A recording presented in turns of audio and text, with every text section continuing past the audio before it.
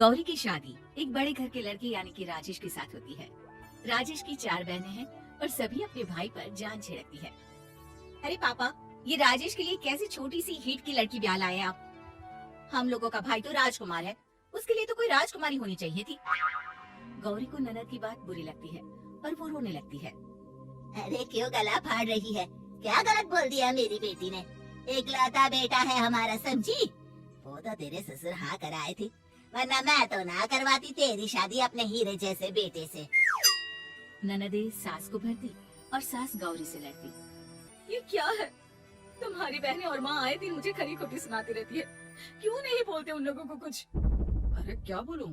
अब उन लोगों का इकलौता भाई और बेटा होना, तो वो लोग थोड़े इमोशनल है मुझे लेकर, समझा करो ना।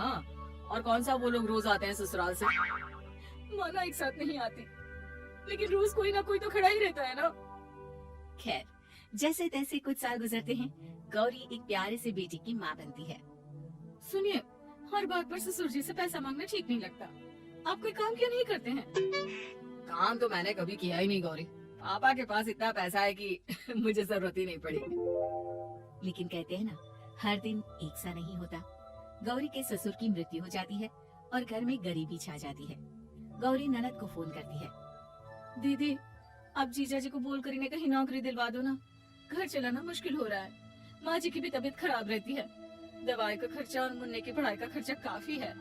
कुछ मदद मिल जाएगी दीदी। देखो गौरी, तुम तो जानती हो मेरे खुद के 3 बच्चे हैं, तो ये मत सोचना कि बात घुमा कर बोलोगी तो मैं कुछ मदद कर दूंगी। अब पति तुम्हारा है, सास तुम्हारी है, तो करना तो तुमको ही है ना। हम भी तो निभा रहे हैं। खैर, बोल दूंगी इनको। गौरी समझ जाती है। वो दूसरी ननद को फोन करती है, लेकिन वहाँ से भी उसे कुछ ऐसा ही जवाब मिलता है। अरे भाभी, हमारा भाई कैसे काम करेगा? वो तो राजकुमार है। बस आप जरा माँ का ख्याल रखो, उन्हें कोई तकलीफ मत होने देना। बाकी करते हैं बात आराम से। गौरी के सामने संकट आ जाता है कि वो कैसे अपना परिवार चलाए। ना पति काम करना चाहता है और ना ननद मदद। फिर एक रोज गौरी की सहेली कहती है, गौरी, मैं ना एक फैक्ट्री में काम करती हूँ, तुम्हारी परेशानी समझ सकती हूँ। क्यों नहीं तुम भी मेरे साथ वहाँ काम करती? अरे लेकिन मुन्ना तो छोटा है ना। तो क्या हुआ, तेरी सास और पति तो घर पर ही है, वो लोग संभाल लेंगे। तू चल मेरे साथ। गौरी ने अब काम करना शुरू कर दिया था, लेकिन उसका सपना अपने बेटी को अच्छी शिक्षा देने का था। गौरी अपने भाई से कहती है, भाई, आपके बच्चे जिस स्कूल में पढ़ते हैं उस पर मेरे गौरव का भी एडमिशन हो सकता है क्या? अरे कैसे बात कर रही है गौरी? जितना तू कमाती है उतने में तो तेरा घर भी नहीं चलता। तू कहाँ इतने महंगे स्कूल का सपना देख रही है? लेकिन गौरी भी ठान लेती है कि वो किसी न किसी तरह अपने बच्चे को अच्छे स्कूल में पढ़ाएगी। माँ जी, ये मेरे गहने हैं, मैं बेच रही हूँ। गौरव का कल एडमिशन है।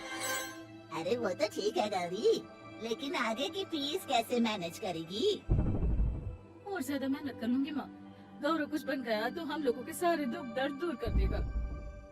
गौरी, हम लोगों ने तुझे गलत समझा, लेकिन तू ही थी जो ये घर लेकर चल रही है, वरना कब की अलग हो जाती। गौरी सास की ओर मुस्कुराकर देखती है। आप भी तो मेरा साथ दे रही है ना। अरे कभी खाने में अंडा या मुर्गा भी खिला दिया करो, क्या रोज रोज पत्ता खिलाती रहती हो? अरे शर्म तो आती नहीं, सारा दिन बहू काम करके पैसे लाती है, खुद तो कुछ करता नहीं, ऊपर से मुर्गा खाना है इसको। गौरी अपना घर चलाने के लिए तो पर्याप्त पैसे कमा लेती है, लेकिन बेटे के महंगे स्कूल, कोचिंग और उसकी डिमांड पूरी करने के लिए उसे लोगों से पैसे उधार लेने पड़ते। माँ, मुझे जूडो कराटे की ड्रेस चाहिए, मैं घर के कपड़ों में क्लास नहीं अटेंड करूँगा। और क्या, बिल्कुल, घर की भी कोई ड्रेस होती है क्या?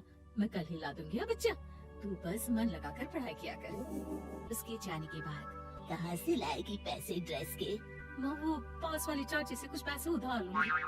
अरे सभी से तो उधार ले चुकी है तू, कर्जा इतना चढ़ा लिया है कि पूरा जीवन भी कमाएगी तो उतार नहीं पाएगी। अरे माँ जी, गौरव कुछ बन जाए तो मुझे कमाने की क्या जरूरत? फिर तो मैं बस रानी बनकर राज करूंगी। एक दिन गौरव कहता है, माँ, मेरी नौकरी लग गई है, वो भी अच्छे पैसों में। अब हम लोगों के बुरे और दुख के दिन जल्दी खत्म हो जाएंगे। गौरी की खुशी का ठिकाना नहीं होता। वो सास की फोटो के सामने हाथ जोड़ती है कि उसका पति उसे कहता है, देखा गौरी, तेरी तपस्या खत्म हुई।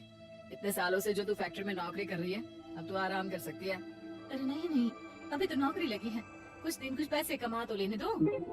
कुछ महीनों बाद गौरी की ननद गौरव के लिए रिश्ता लेकर आती है। अरे भाभी, वो मैं ना रिश्ता लेकर आई थी गौरव के लिए। सुना अच्छा कमा रहा है, क्यों?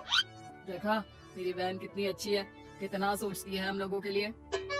गौरी कुछ नहीं कहती, लेकिन उसका मन नहीं होता है कि वो बेटी की शादी इतनी जल्दी कर दे।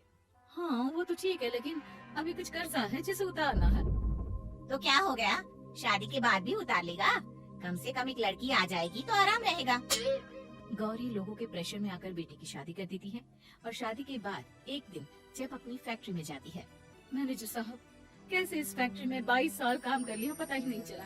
अब तो बेटा सेटल हो चुका है, नौकरी की जरूरत नहीं है। लेकिन आप सभी का शुक्रिया गौरी बहन, बहुत मेहनत की तुमने जीवन में। अब भगवान कोई मुश्किल ना दे। गौरी घर आती है, लेकिन दरवाजे के बाहर से ही उसे बहू और बेटे की आवाज सुनाई देती है। क्या है, तुम्हारी माँ ने तो सोचा भी नहीं कि जो कर्जा वो ले रही है खुद की अय्याशी के लिए, वो हम लोग क्यों करें? उनका कर्जा है, वो देखे। हाँ लेकिन क्या करूँ, माँ को छोड़कर रह भी तो नहीं सकता ना। अरे रह नहीं सकते तो क्या करोगे? पूरी जिंदगी उनका कर्जा चुकाते रहोगे? कल को हमारी भी फैमिली बढ़ेगी, कैसे मैनेज करेंगे? मैं नहीं जानती, साफ साफ बोल दो पैसे नहीं है फालतू के। जिसका कर्जा है वही निपटाए। गौरी बेटी बहू की बात सुनकर स्तब्ध रह जाती है और अंदर न आकर वहाँ से सीधी फैक्ट्री जाती है। मैनेजर साहब, मैं सोच रही थी कि इतनी जल्दी नौकरी नहीं छोड़नी चाहिए। जब तक हिम्मत है तो कर लेते हैं। वो मेरा इस्तीफा ना वापस कर दीजिए। ये बोलकर गौरी की आंख लाल हो जाती है। मैनेजर समझ जाता है कि गौरी की उम्मीद टूट चुकी है। वो उसके हाथ में इस्तीफा रखकर कहता है, कर्जा माँ का है तो माँ ही चुकाएगी। माँ का कर्जा आज तक क्या कोई चुका पाया है?